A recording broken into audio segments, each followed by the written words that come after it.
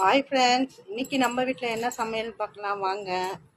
இன்னைக்கு வந்து நம்ம வீட்டில் ஒயிட் ரைஸ். நம்ம வீட்டில் இன்னைக்கு ஒயிட் ரைஸ், மிளகா கிள்ளி போட்ட சாம்பார், அப்புறம் வந்து முட்டை வறுவல். முட்டை வந்து வறுத்து அப்படியே சூடாக இருக்கு, பிளேட்டில் எடுத்து வைக்கல. முட்டை வறுவல். அதுக்கப்புறம் பார்த்தீங்கன்னா கேரட் வந்து முட்டை போட்டு பொரியல். அப்புறம் பேரனுக்கு வந்து சாதம் ரெடி ஆயிட்டு இருக்கு.